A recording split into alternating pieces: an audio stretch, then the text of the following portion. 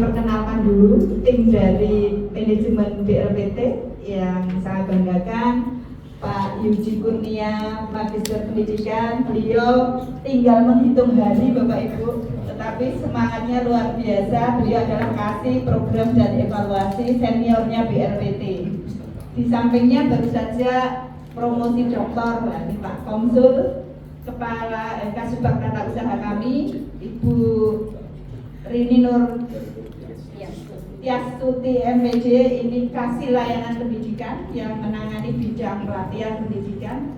Di sebelahnya Mas Langgeng Ari Wirayuda, Magister Pendidikan, ini kami beri amanah sebagai koordinator instruktur sekaligus ketua LSPP 2 di sini. Kemudian yang di belakang Pak Sihana ini beliau sebagai koordinator UPJ. Jadi kemudian ini Mbak Uut dan ada beberapa tim rumah tanggaan. Tadi marketing kami Pak Agus, mana Pak Agus? Nah, nanti kalau Bapak Ibu berminat kerjasama lebih lanjut dengan Pak Agus bisa berhubungan langsung. Kemudian Bapak Ibu alhamdulillah, puji syukur kehadirat Allah Subhanahu wa taala, Bapak Ibu hadir setelah kami berkunjung ke Makassar beberapa sekolah untuk menginfluence, memotivasi, mindset change yang seperti yang Bapak harapkan. Namun sebelumnya sedikit mau kami sampaikan perkenalan. Kalau tadi kami sudah mengenalkan kawan-kawan, kenapa sebelumnya bertemu di SMK 6 kok sekarang di sini gitu ya Bapak Ibu. Bukan hal yang tidak mungkin. Apabila kita melakukan sesuatu itu bekerja dengan tulus, dengan ikhlas dan ingin memberikan yang terbaik, pasti atasan kita juga akan memberikan penilaian yang objektif untuk itu. Selamat datang dulu.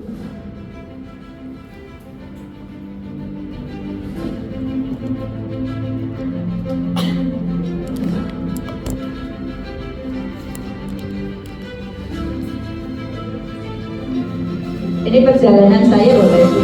Sebelumnya Kepala SMK 5, kemudian pindah di Kepala SMK Negeri 6 Yogyakarta. Ya, kemudian muara terakhirnya di BLPT DIY. Artinya nafas kita, gerak kita, saya sangat memahami kebutuhan apa yang ada di sekolah.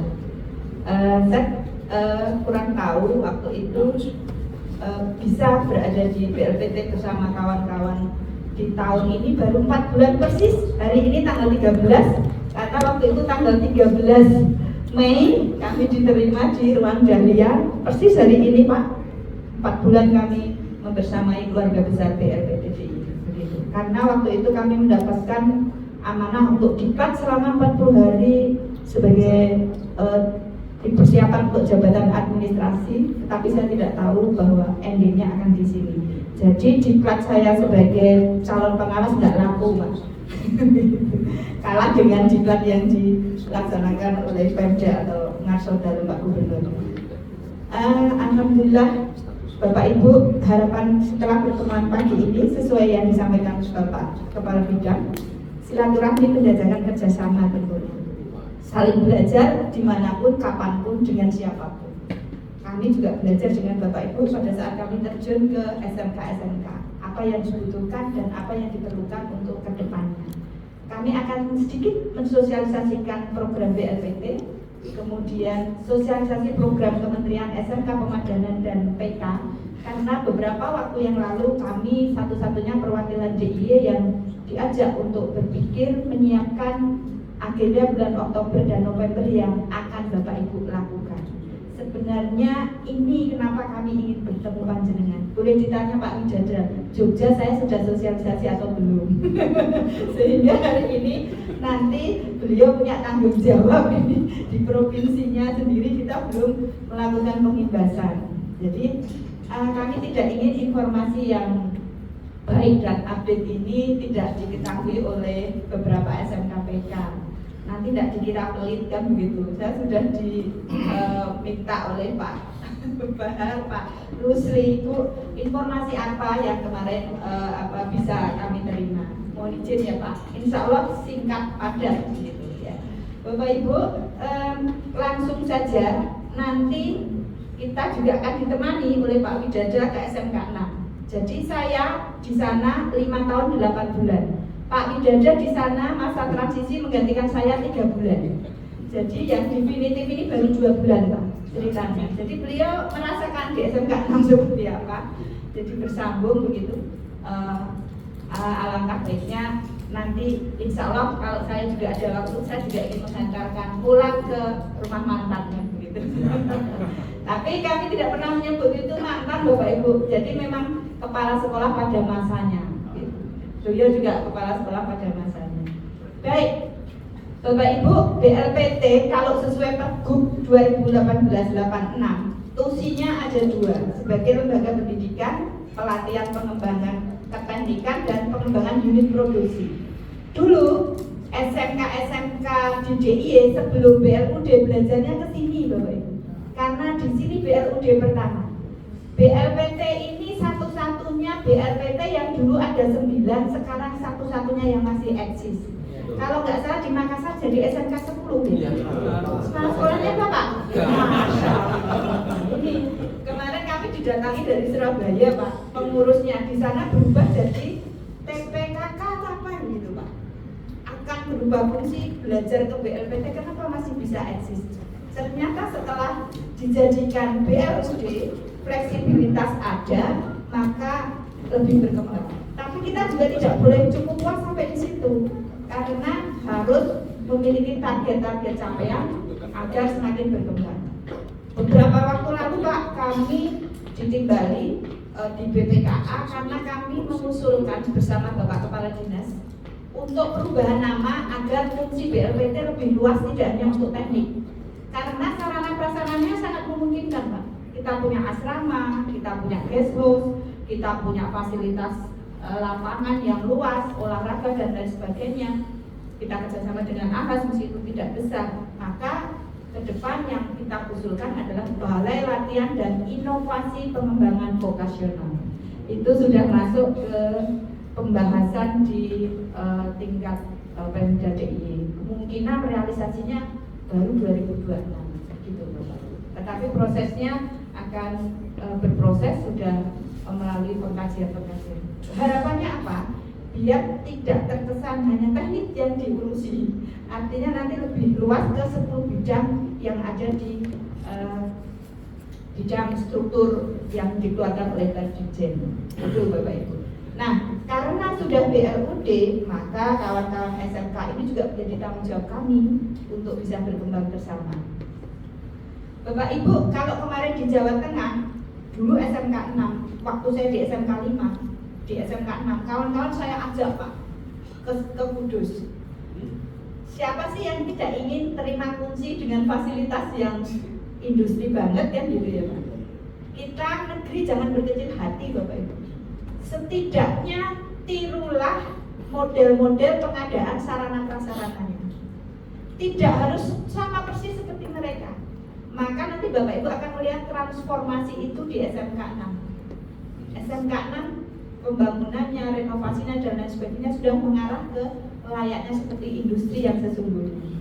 Maka nanti kalau Makassar ada bantuan BAK, ada bantuan sarana dari pusat, mindsetnya jangan 9x15 kota ada jendelanya. Tidak. Ruang praktek ya harus good looking seperti industri yang sesungguhnya. Saya jadi provokator.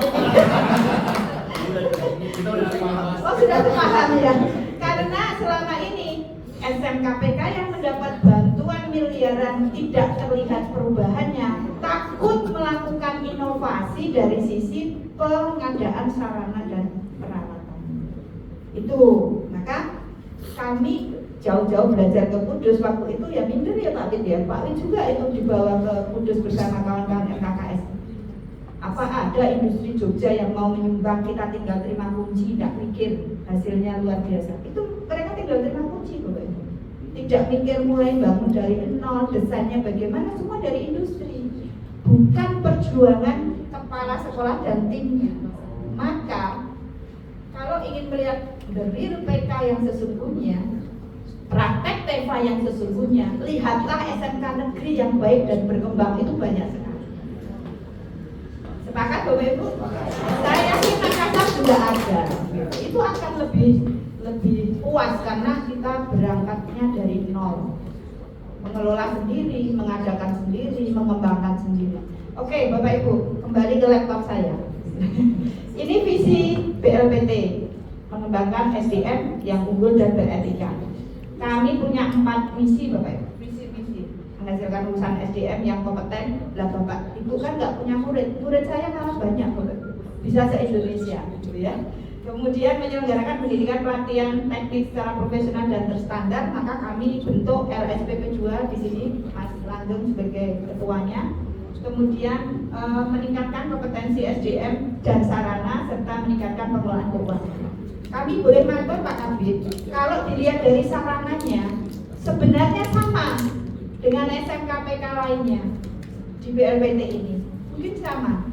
Tetapi kami memiliki instruktur yang memang ahli di bidangnya, sehingga kita selalu update untuk hal-hal baru gitu. Dan belajar BLUD tata kelola keuangannya juga kita bisa membantu ke sana gitu. Nah, Bapak Ibu, hari ini sebenarnya kalau Bapak nanti masih ada waktu dan tidak capek, tapi saya yakin nanti saya cukup paparkan saja karena 5 hektar ya Pak ya. Sedang ada anak-anak yang memanfaatkan asrama kami, training center persiapan ke Jepang. Kami kerjasama dengan Pak Pikan, mantan Dirjen. Beliau punya program kerjasama dengan Horenso, SO-nya. Ada 30 anak dari Kediri, Ngawi, Nganjuk, 4 bulan di TC di sini untuk persiapan fisik dan bahasa. Luar biasa kami belajar soft skill di situ. Tiap pagi sore mereka tidak diizinkan untuk dibantu cleaning service untuk membersihkan ruang belajarnya, tapi mereka sendiri yang membersihkan. Pagi sore mereka push up, set up, fisiknya itu dibentuk betul karena disiapkan untuk berangkat ke Jepang. Saat ini juga sedang ada diklat dan magang dari Palembang ya Pak ya. Jumlahnya berapa Pak? 30-an ya. Itu 6 bulan magang di sini, dikirim dari sekolahnya. 1 bulan diklat, kemudian mendapat sertifikat kompetensi dari BLPT. Kan berbeda ya kalau dikeluarkan sertifikat dari lembaga yang bukan kediklatan. Oh, industri itu tetap akan melihat, oh ini dari Balai Latihan. Kemudian 5 bulan dilanjutkan mereka PKL. Banyak Pak, selain itu ada kunjungan-kunjungan. Kemudian selain fungsi BLPT sebagai pelaksana diklat, saat ini Bapak Ibu hadir, ya Alhamdulillah insya Allah tepat lah. Karena kita punya yang nomor 5 itu Bapak Ibu. Kita juga pelayanan konsultasi, bisa sebagai tempat observasi, pengembangan dan rekayasa bidang keteknikan. Kita pernah diminta untuk membuat prototipe becak listrik, kemudian kereta kencana dan lain sebagainya. Lembaga sertifikasi untuk standarisasi. Kalau kami LSP 2. Nah, kemudian Bapak Ibu, luas lahan ini, 5 hektar, diklat yang ada di BLPT itu permesinan, elektroinformatika, teknik sipil furniture, dan diklat otomotif. Bagi SMK yang memiliki jurusan-jurusan itu monggo silakan. Tetapi jurusan lain pun bisa, karena kita juga bisa menyelenggarakan diklat laboran. Kita akan buat paket-paket diklat laboran untuk semua bidang. Dan itu sudah berjalan Bapak Ibu. Kerjasama yang baru saja kita lakukan dengan BPPP, MPP, BMTI Pak, akan dijadikan sebagai tempat upskilling, reskilling untuk pendidik dan tenaga kependidikan dengan dana anggaran dari APBN. Selama ini belum kita sentuh, baru saja kemarin kita MOU dan melakukan penjajakan. Nah, kita juga sebagai tempat kunjungan industri, kalau Bapak Ibu ingin membawa siswa-siswinya ke tempat kami, magang guru, kemudian magang siswa juga. Kami sangat terbuka untuk itu. Nah, program pelatihan, persiapan skill kontes untuk LKS dan lain sebagainya, kita juga membantu kerja untuk penyelenggaraan itu. Kemudian jasa layanan yang kita miliki ini Bapak Ibu, civil furniture, kita memiliki jasa membuat kusen, daun pintu dan lain sebagainya. Otomotif kerjasama dengan AHAS, mesin dan layanan asrama. Kalau Bapak Ibu ini low budget, kemudian tinggal di guest house kami atau di wisma kami, insya Allah sudah layak ya, setara dengan BPPP seperti itu. Asrama siswanya itu seperti asrama haji, 1 kamar 4 orang ber-AC, sehingga anak-anak sudah nyaman kalau tinggal di sini lama. Kemudian Ini unit-unit produksi yang kami tangani saat ini kerjasama dengan industri-industri besar. Ada Kasalini, ada YPTI juga, kerjasama dengan SMK 3 juga, tempatnya Pak Win kalau nggak salah ya. Dulu Pak Win di SMK 32 sampai tahun 2014 sebelum punya praktek sendiri, siswanya praktek di sini dong, Pak. Jadi sebagai baprek sebenarnya awalnya. Kemudian setelah mampu mandiri berdiri sendiri, akhirnya di BLUJK agar bisa berkembang lebih lanjut. Gitu Bapak Ibu. Ini ruang-ruang pertemuan, fasilitas asrama, gedung olahraga, ini semuanya kita BLUJK. Ini Pak, sekilas pengenalan tentang fasilitas dan kegiatan-kegiatan yang ada di BLPT. Ada pertanyaan? Monggo Bapak.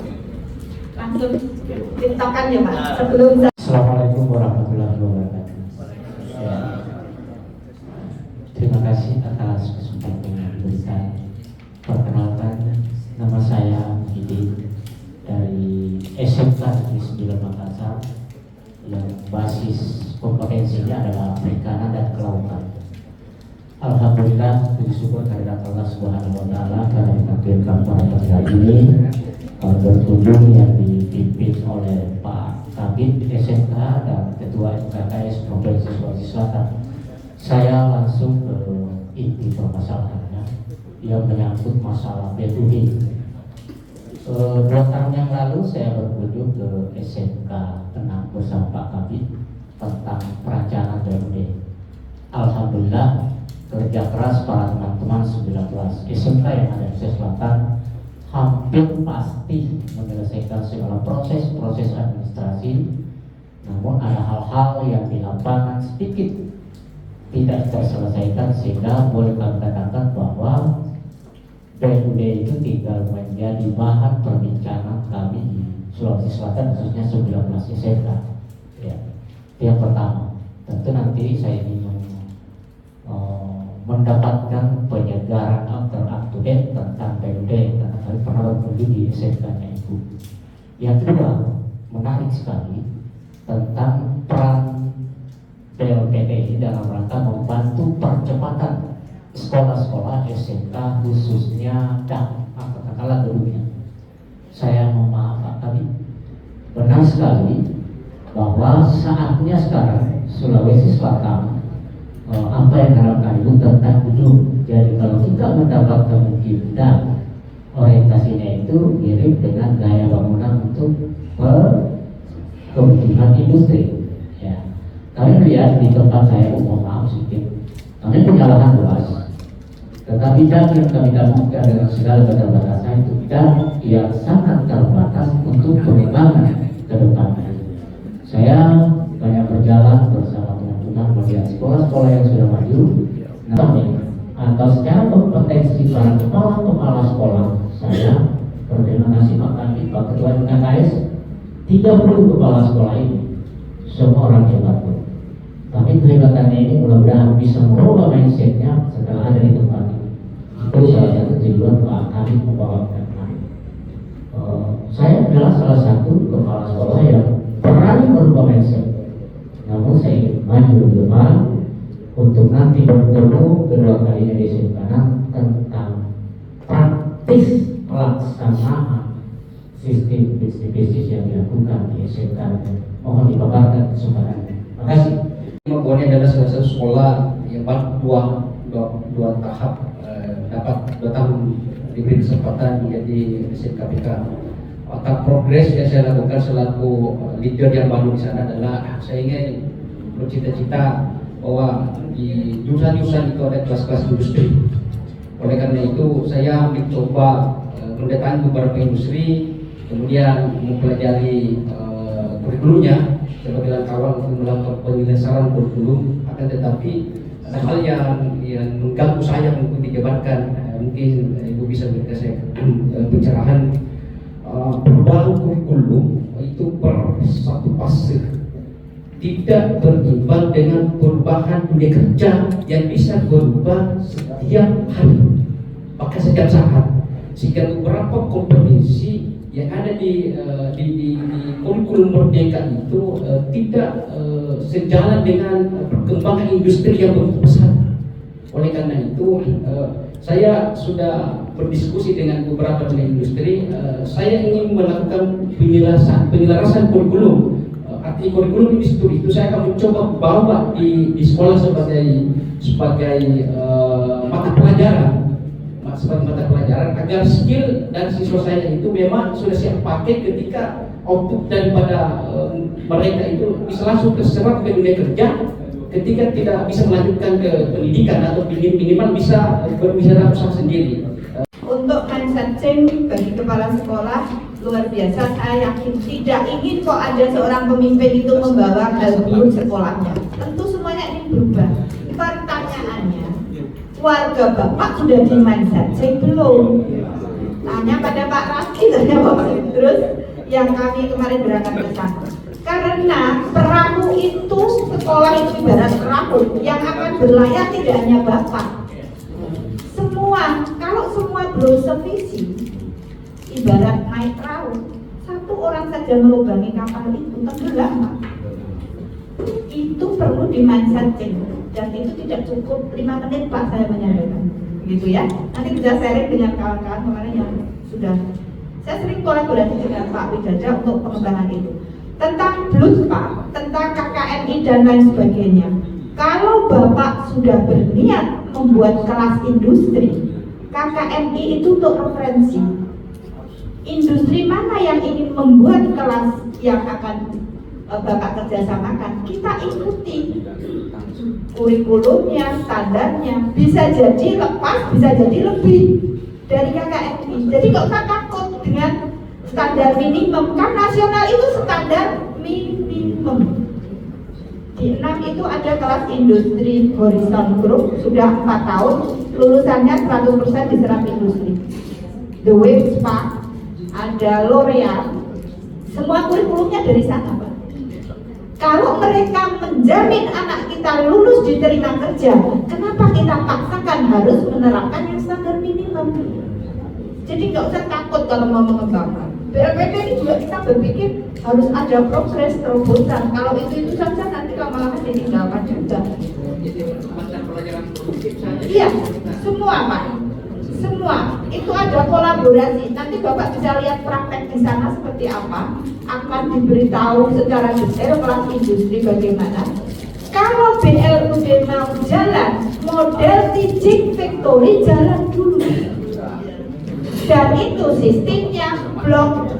Kalau tidak blok, kansel dan balong. Mantap. Itu. Kenapa? Kalau nggak blok Pak, pagi-pagi olahraga, berkeringat, ganti jam, masuk dapur Pak. Bayangkan nasi gorengnya rasa cuka, belum matang, teng ganti pelajaran agama, teng ganti pelajaran bahasa Inggris, matematika, anak-anak nggak fokus. Tapi kalau blok, di sana yang berjalan 2,5 bulan, yang setengah untuk penilaian asesmen dan lain sebagainya, 2,5 bulan ganti. Jadi sekilas saja ya Pak, nanti bisa tanya jawab di sana dan lihat langsung. Misalnya ada 2 kelas nih Pak, 1 kelas blok murni dengan guru produktif. 2,5 tahun itu 2,5 bulan itu belajar 1 semester ditarik ke 2,5 bulan. Dia melakukan proyek menjual catering, ya dia mengelola catering, hotel dia dijadwalkan di hotel. Nggak akan mungkin dia terbagi habis dari housekeeping lari pelajaran untuk matematika. Nah yang 1 kelas belajar dengan full teori normatif adaptif, dikalikan 1,5 atau 2 jam, gitu ya Pak ya. Jadi setelah 2,5 bulan itu tas tuker nih Pak. Yang tadi gurunya, siswanya belajar teori dengan guru mapel umum, belajar dengan guru produktif sampai tuntas mengelola unit-unit layanan teaching factory yang ada di sekolah Bapak. Nanti realnya bisa lihat di sana. Siapa? Tidak puas pasti dengan jawaban saya. Lain kali ya kita bisa belajar bersama. Oke? Ini yang penting loh. PR-nya Pak Kavi dan Bapak Ibu semua. Saya sampaikan sekilas. Nanti saya dikira pelit ilmu nggak menyampaikan. Jadi Pak, nanti di bulan Oktober Oktober dulu itu akan ada program yang namanya paparan hasil SMK Pusat Pemadanan. Bapak Ibu yang dapat bantuan pemadanan ada? Siapa? 1, 2, 3, 4, 5, 6. Bapak nggak dapat ya pemadanan industri? Oh tidak. Siap-siap Pak. Nanti Bapak akan dipanggil di Region 4. Region 1 itu di Semarang, Region 2 di Surabaya, Region 3 di Bandung, Region 4 kalau nggak salah di Tangerang. Kalau nggak salah nanti saya tunjukkan. Jadi nanti Bapak harus buat paparan. Strategi komunikasinya dalam bentuk infografis, video perubahan, dan narasi perubahan yang diwujudkan dalam buku mesin waktu. Seperti apa? Saya sampaikan. Setelah itu akan ada program apresiasi SMK terbaik nasional. Nanti setiap provinsi akan diseleksi untuk mengirim 10 besar SMK PK-nya, dikompetisikan di nasional dengan provinsi lain yang mendapat SMK PK. Kalau Bapak tidak persiapan sejak dini, tinggal bulan Oktober, karena banyak hal yang harus dibuat. Tapi ini keep silent di sini dulu ya Pak. Besok itu Bapak akan dapat sosialisasi, tapi daring, gitu ya. Nah ini touring, gitu ya. Oke, persiapan seleksi tahun 2025 untuk bantuan PK selanjutnya juga ada. Nah, apa yang dipaparkan oleh PK Pemadanan adalah program keunggulan dengan industrinya. Apa yang sudah direalisasikan, sejauh mana dampaknya, dan harus bisa berbagi praktek baik. Ini region-regionnya. Kalau nanti tidak ada perubahan, di Semarang itu akhir Oktober, Region 2 Surabaya, Region 3 Jogja itu nanti ke Bandung, kemudian Region 4 itu meliputi, Bapak ada di sana ya? Ya. Sulawesi Selatan. Ya, itu Pak. Ini info terkini. Nanti akan dibagi. Ini tidak akan saya sampaikan karena ini kewenangannya penguji. Apa yang nanti Bapak Ibu akan paparkan, waktunya hanya 15 menit. Kemudian ada 30 menit tanya jawab. Tolong disiapkan dengan baik Bapak Ibu progresnya agar nanti bisa menjadi pertimbangan apakah mau dikembangkan lagi atau tidak. Karena ada beberapa evaluasi tadi Pak, dibantu tapi nggak ada wujudnya. Masalah tempat Pak Sinten yang dari perikanan tadi, Pak Muhyiddin. Kalau saya prinsipnya gini Pak, pengalaman kami 2 tahun pertama itu yang saya garap SDM-nya. Mau dibantu miliaran kalau SDM-nya nggak kuat mentalnya, percuma Pak. Jadi nggak usah berkecil hati. 6 itu berangkat dari ketidaksempurnaan. Bisa sampai sekarang itu berangkat juga tidak langsung baik-baik saja seperti di Kudus. Kalau ada yang model seperti Kudus, saya mau tinggal terima fungsi dan bagus. Tetapi kalau kita selalu menunggu sempurna dulu baru siap, nggak akan siap. Nggak apa-apa, seadanya aja dulu. Seperti kami, asrama di BRPT itu awalnya ya tidak berhasil, ya tetap ada pelanggannya. Dan kita perbaiki pelan-pelan mengikuti perkembangan zaman. Gitu. Pokoknya jangan nunggu lengkap dulu baru kita action, ketinggalan nanti Pak. Maka mindset dulu yang dibangun, gitu ya. Nanti diusahakan kepala sekolah yang presentasi, kecuali kepala sekolahnya baru, boleh digantikan tim. Kebijakannya kemarin seperti itu. Maka di sana ada dilakukan kepala sekolah atau ketua tim SMKPK untuk menyampaikan paparan. Nah, ini bukan ranahnya Bapak, ranahnya. Nah, apa yang dipaparkan nanti sudah ada template-nya. Bapak tinggal mengisi. Hanya sekitar 10 slide tetapi lengkap. Profil sekolah, hasil raport pendidikan tahun 2003-2004 itu resumnya saja, dengan semuanya. Kan ada resumenya ya. Nah, progresnya apa? Kemudian perbandingan RENBIS, realisasi pemadanan sebelum dan setelah melakukan kerjasama. Profil industrinya harus dipaparkan, realisasi rencana kolaborasi, dan tabel perbandingan program. Kemudian faktor-faktor yang membantu dan menghambat. Kemudian data perubahan SMK secara fisik maupun secara program. Dampak testimoni ini yang harus muncul Pak.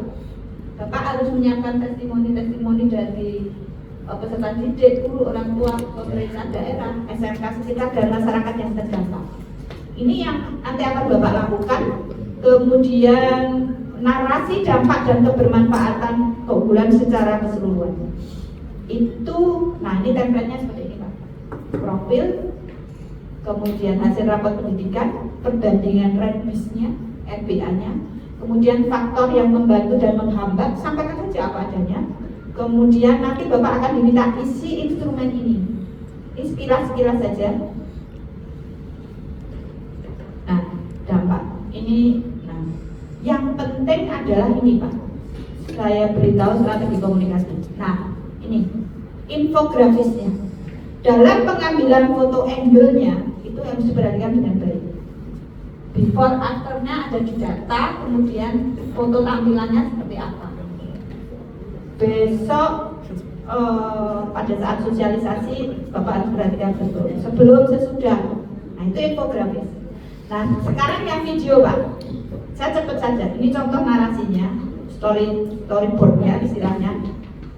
Kemarin kebetulan diberi contoh SMK yang ada di Kuningan.